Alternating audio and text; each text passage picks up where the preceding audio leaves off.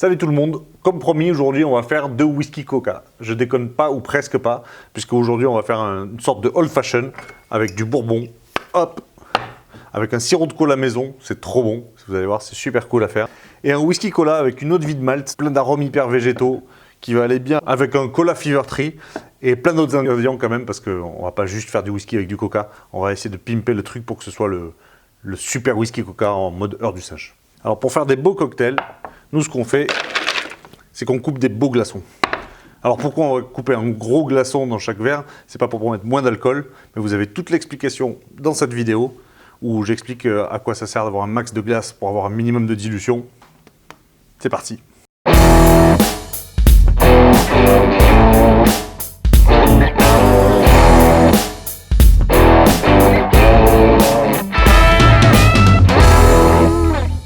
Donc le premier truc à savoir pour tailler de la grosse glace comme ça, qu'elle soit totalement transparente ou pas, là il y a quelques bulles mais on va les enlever au débitage, c'est qu'il faut qu'elle sorte pas tout droit du congélo. Si elle est à moins 18 degrés, au premier coup de pic à glace ou de couteau, il y a tout qui va exploser. Parce qu'en fait l'onde de choc va se propager partout parce que ce sera très dense, très dur, alors que quand elle avoisine comme là, quand elle est toute en train de fondre comme ça, qu'elle avoisine les moins 2 degrés, on peut vraiment travailler sereinement, directement, au couteau ou au pic à glace. Donc d'abord on va débiter au couteau pour faire la forme approximative par rapport au modèle du verre.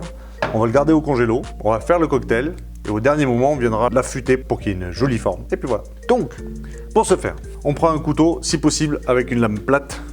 On pourrait le faire avec ça ou avec ça, mais c'est vachement moins facile. Donc ce que je conseille, c'est de prendre une feuille de boucher. L'idée, c'est pas forcément d'avoir un couteau à 200 € fait par un artisan japonais, même si c'est super cool d'avoir ça, parce que c'est fait par des artisans, c'est un bon acier et tout ça. L'idée, c'est surtout d'avoir un couteau bien affûté avec une pierre à eau. Ça, on y reviendra dans une autre vidéo. Pour s'entraîner au début, moi je conseille d'acheter vraiment les couteaux de base à 10 balles dans les magasins chinois. Et ensuite, une fois qu'on maîtrise le truc, on peut investir dans le couteau. Dans un premier temps, on part surtout sur la technique. Donc on prend ce couteau, on prend un marteau pour lui taper dessus et on va commencer par débiter le glaçon qui va aller là-dessus. Ok? Donc déjà en hauteur on n'est pas trop mal parce qu'on n'a pas besoin de débasser du verre, sinon c'est pas très commode à boire. Donc on va prendre la largeur qui correspond à peu près à ça. On pose la lame. Si je fais des allers-retours comme ça, c'est pas pour scier, c'est juste pour faire vraiment l'empreinte de la lame dans la glace et que quand je tape, ce soit parfaitement droit. Ensuite, on tape dessus, fermement. C'est comme ça.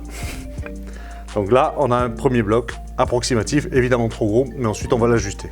Maintenant, on range ce verre, on ressort l'autre. Et donc là, on va couper une première fois en long, donc plutôt de cette taille-là. Et ensuite, on recoupera en large. Donc on va couper ici. On se fait la même trace que tout à l'heure.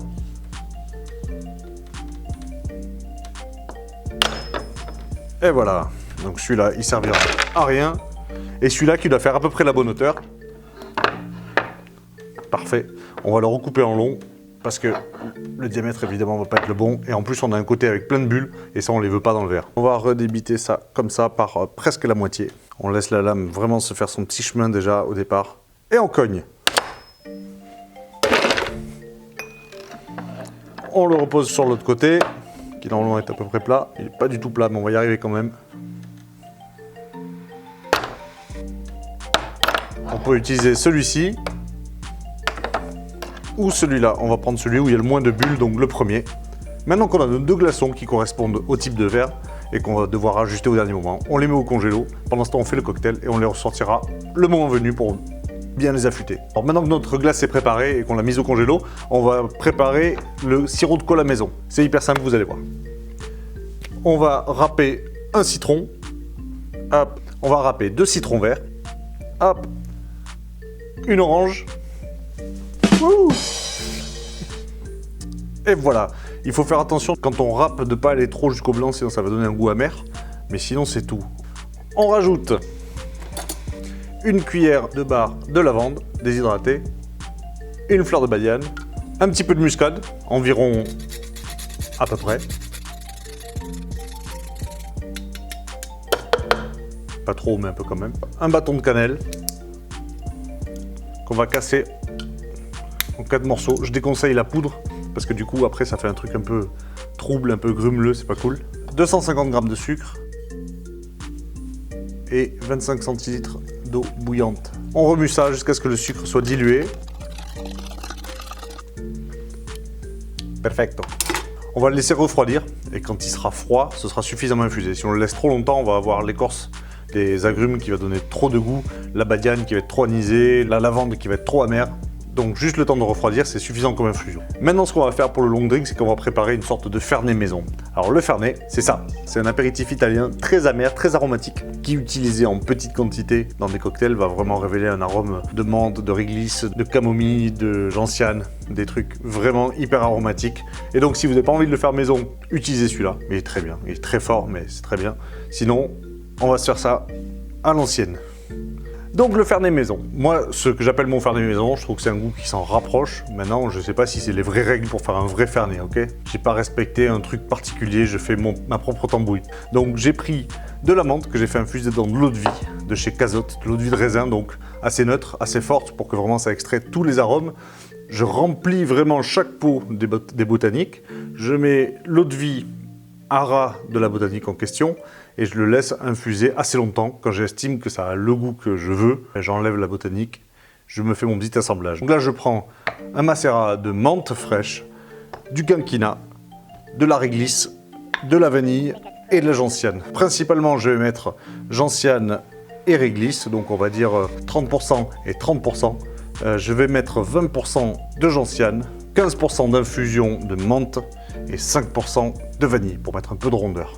Ensuite, je vais le sucrer très légèrement à hauteur de 10 g de sucre par litre. Je fais pas chauffer parce qu'évidemment sinon on aurait une perte d'alcool. Donc je fais plutôt un sirop très concentré de sucre. Par exemple, je prends du 1 pour 5, donc 1 litre d'eau pour 5 kg de sucre. Je fais cette espèce de mélasse en fait. Et ensuite, je vais sucrer ma liqueur comme ça. On fait les cocktails? On fait les cocktails. La première règle, c'est qu'il faut toujours refroidir les verres.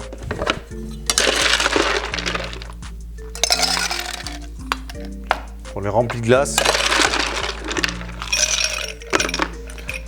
Hop.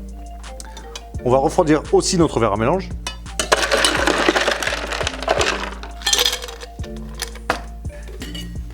Et on va préparer nos cocktails dans 2 tines différentes.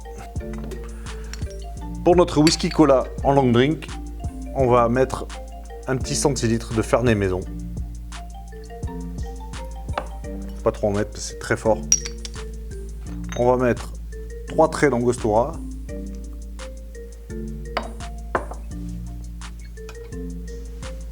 « 5 centilitres d'eau de vie de malt de chez Bose, qui est magnifique. On va presser un demi-citron. Comme ça, à l'ancienne. À côté, on va se faire le old fashion, du moins la variante du old fashion, avec 2 bar spoons de sirop de cola.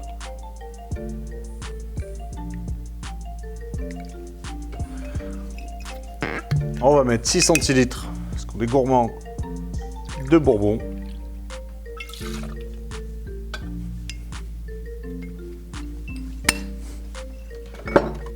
On va mettre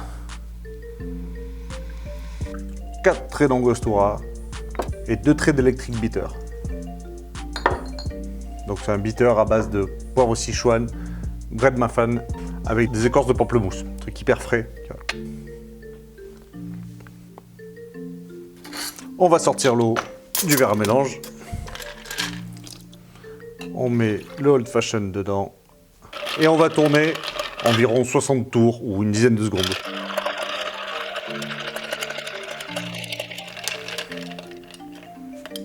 Ensuite, on va remettre notre cocktail dans une tine pendant qu'on va tailler la glace. Donc d'abord, le glaçon pour le old fashion. Donc encore une fois, on a un peu de bulle de ce côté, donc on va plutôt raboter de ce côté-là. Du fait de problèmes techniques, je suis vraiment désolé, il a fallu que je refasse tout le dernier tiers de la vidéo, c'est-à-dire ce que je vais faire maintenant. Donc, s'il y a des faux raccords, genre les verres qui sont pas exactement au même endroit, la barbe qui a poussé, vu qu'il y a une semaine d'écart, c'est normal, c'est parce que c'est pas la même vidéo, mais je vais finir comme c'était prévu sur la première, avant que j'efface malencontreusement tout. C'est parti. Alors, on reprend la glace. Et comme je disais, on va l'ajuster au verre parce que là, on voit bien que ça rentre pas. On prend le marteau, on prend le couteau et on va tailler une sorte de forme, je ne sais pas comment on dit, qui sera légèrement oblique pour pouvoir rentrer dans le verre et qui reste de la place pour le cocktail, évidemment. Comme je le disais tout à l'heure, on vient faire sa trace de lame, juste pour que ça épouse bien. Et on tape un coup sec, pas la peine de taper comme une brute, c'est pas de la sculpture, c'est vraiment l'onde de choc qui va tout traverser et qui va aller normalement tout droit. Parfois ça peut partir de côté, mais on peut se reprendre, c'est parti. Donc l'idée quand on ne travaille pas sur l'onde de choc, c'est qu'on va venir travailler sur le côté vraiment affûté. Là même si le couteau n'était pas super affûté, ça marcherait parce que c'est vraiment le choc qui fait le job. Maintenant, il faut vraiment que ce soit affûté pour venir le râper, comme je disais tout à l'heure, l'affûter en fait, comme on affûte un crayon. Et donc on va prendre le côté le plus stable. On va encore une fois avoir sa main qui vient toucher la planche pour être sûr d'être stable. On rentre bien les doigts pour éviter d'avoir un truc qui dépasse et qu'après ça dépasse plus. Et on va couper en râpant. Donc on ne peut pas se prendre 1 cm à l'intérieur, il faut vraiment prendre millimètre par millimètre.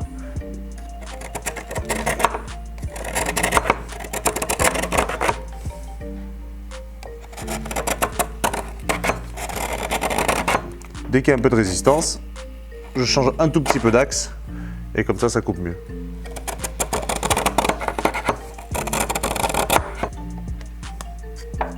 Là on est pas mal. Alors évidemment on va le raccourcir sinon on ne pourrait pas boire. Hop.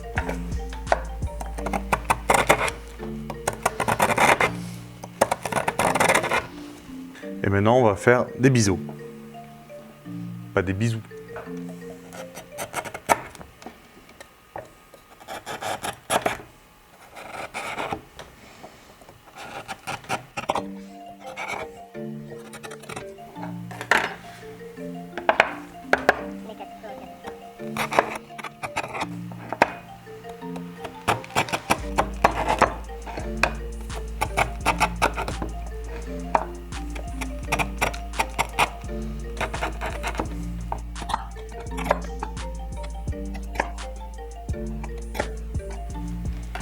Et ça devrait être parfait.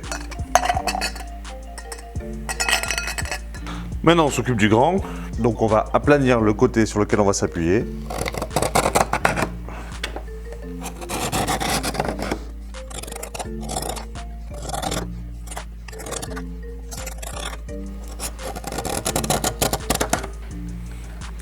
Donc maintenant qu'on s'en rapproche bien, on va faire l'autre côté bien plat.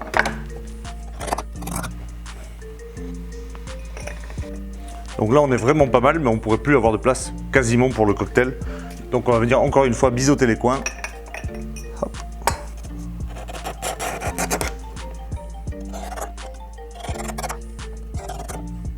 Et on va faire une pointe de diamant, comme sur le premier.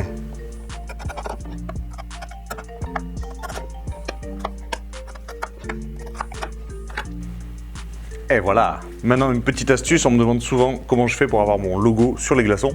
En fait c'est juste une masse de métal dans laquelle est gravé le logo.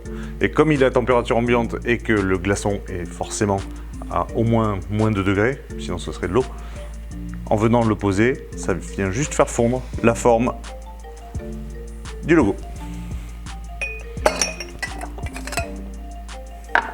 On va faire pareil sur le gros.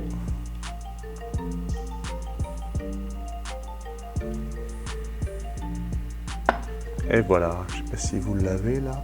Donc maintenant, on va se dépêcher. Évidemment, en plein service, on fait ça beaucoup plus vite parce que sinon les glaçons fondent au fur et à mesure. Et surtout, vous attendriez vos 2 cocktails pendant une demi-heure. Donc là, c'est vraiment pour la presse qu'on fait tout détaillé comme ça. Normalement, tout est beaucoup plus préparé à l'avance. Mais maintenant, c'est parti. On peut verser nos cocktails.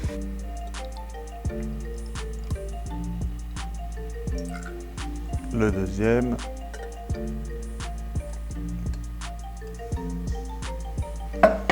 On prend le cola au sucre de Madagascar, qui est hyper aromatique.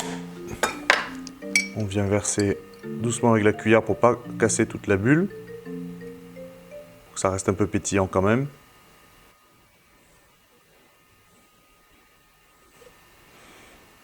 Voilà. On remet tout doucement. Hop. On va se faire un beau zeste de citron pour le old fashion.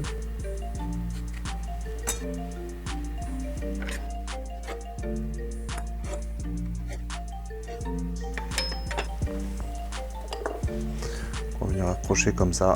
C'est devenu classique et ça fait toujours le job au niveau de l'odeur. Ici, on va mettre une petite fleur, tout simple. Et voici, et voilà. Et voilà, c'est terminé pour le 3e tuto apéro spécial whisky. J'espère que ça vous a plu. Si jamais ça vous a plu, n'hésitez pas à liker et à vous abonner pour avoir les vidéos qui vont venir, à me donner votre avis et surtout à me dire s'il y a des sujets que vous aimeriez que j'aborde. Bisous, bisous, à bientôt. Comme c'est fait et que je suis hyper sympa, on va faire un bonus. Comment tailler la glace avec un pic à glace. C'est parti.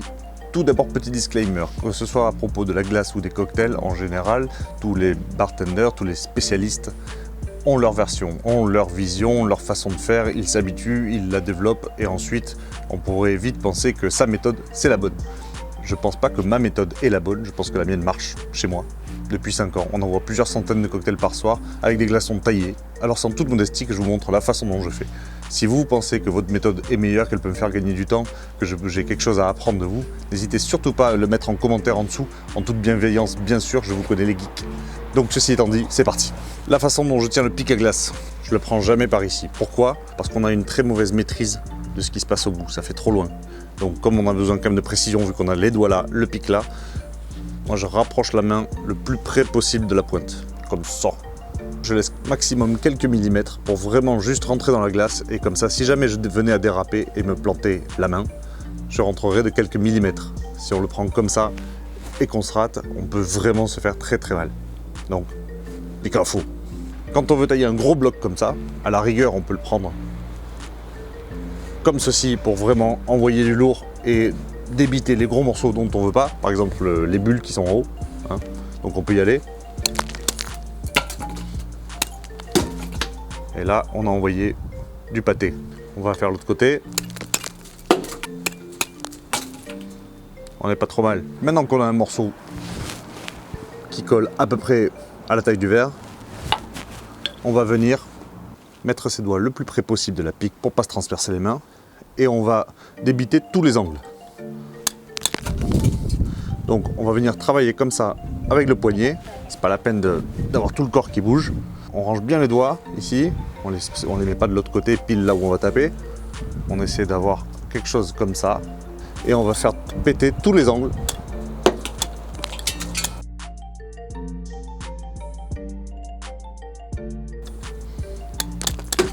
Vous voyez, à force de faire péter tous les angles, on commence à se rapprocher de ce qui s'appelle une sphère.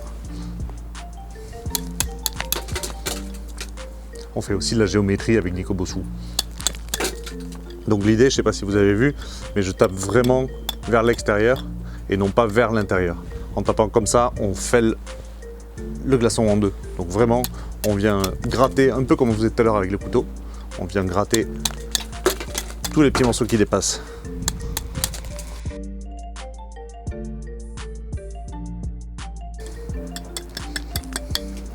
Comment on est? On est pas mal du tout.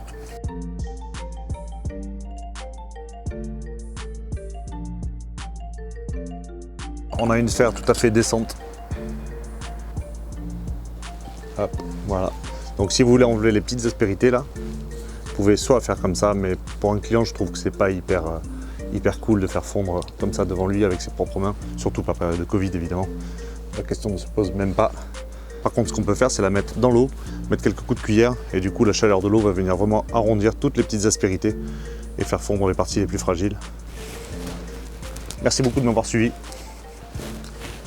Du love, bonnes vacances, bon confinement. Moi, je vais boire du whisky.